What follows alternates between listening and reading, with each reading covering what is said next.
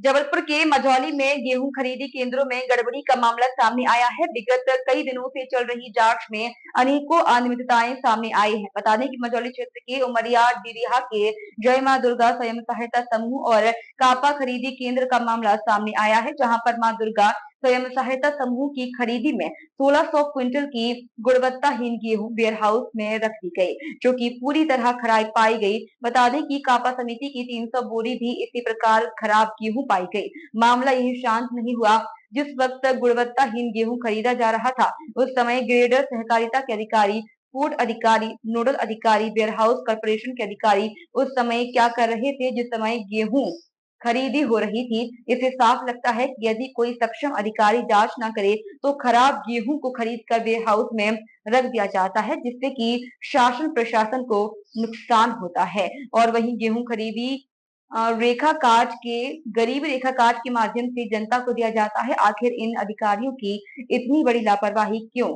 वही शिकायत मिलने पर पहुंचे एसडीएम रुपेश सिंघाई द्वारा जब जांच की गई तो 1600 क्विंटल गेहूं गुणवत्ताहीन गेहूं पाई गई, जिस पर एसडीएम ने जगदीश वेयर हाउस को सील कर दिया। जगदीश वेयर हाउस में शिकायतें आई थी कृषकों के द्वारा एसडीएम महोदय सिहोरा के पास। तो वो जांच के लिए जेएसओ के साथ उन्होंने जांच की तो उसमें कुछ गड़बड़ियां निकली। विस्तृत जांच के लिए एक जिला से दल बनाया गया था और जिले के दल द्वारा जब उसकी जांच की गई विस्तृत जांच, तो उसमें आया कि 1670 क्विंटल कुछ उसमें रिजेक्शन था। और रिजेक्ट किए हुए माल को जो भी बोरियां थी, जो भी स्टैक थे, एक तो उनमें टैग नहीं लगा हुआ था और रिजेक्ट के माल को उन बोरियों के साथ रखा गया। तो हम ये मालूम नहीं कर पा रहे हैं कौन सा रिजेक्ट है और कौन सा अच्छा वाला माल है। मतलब एफएक्यू और नॉन एफएक्यू इकट्ठे रखे हुए हैं। एक तो ये आई उसमें गड़बड़ी। दूसरा, जो मालिक हैं रंजीत विश्वकर्मा है इसके मालिक वेयर हाउस के, लेकिन उन्होंने अपने वेयर हाउस को किसी अन्य व्यक्ति को, कोई केशव राय और अखिलेश राय करके हैं, उनको किराए पे दिया है, जबकि आप इसको किराए पे नहीं दे सकते। ये नियमतः सही नहीं है।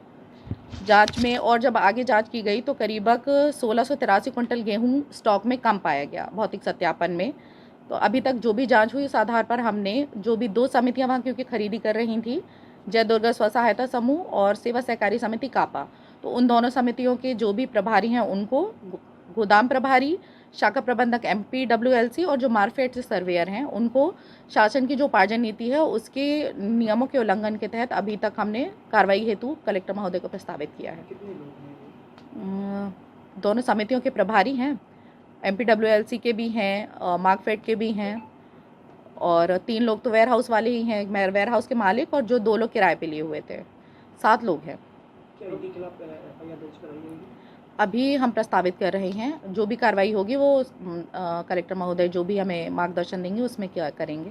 तो अधिकतर देखा जाए जहाँ भी खरीदी केंद्र है, कई वेयर हाउसों में इस तरह की लापरवाही सामने आती है। इसकी मुख्य जिम्मेदारी किसकी जिम्मेदारी रहती है जांच करने की कि मिलावटी गेहूं अंदर ना तौला जाए? इसमें सर्वेयर्स एजेंसीज हैं जो ये देखती हैं कि एफएक्यू ही गेहूं हम खरीदें।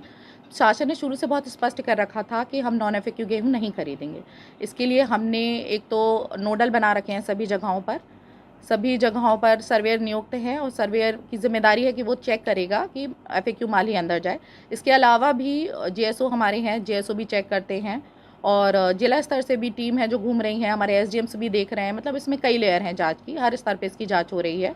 पर क्योंकि शिकायतें मिल रही हैं और जांच में अब जब बाद के दिनों में गड़बड़ियाँ भी ज़्यादा समझ में आ रही है, जब खरीदी एकदम समाप्त हो रही है तब ज़्यादा ये सब शिकायतें आ रही हैं कि कचरा और इस टाइप का माल खरीद रहे हैं। तो जैसे बड़ी मात्रा में मिलावटी गेहूं मिला, 1600 क्विंटल गेहूं गायब मिला, तो एफआईआर तो जाएगी, लेकिन इसकी रिकवरी कैसे की जाएगी? इसमें रिकवरी का प्रावधान है समिति से और वेयर हाउस से ही रिकवरी होगी इसकी।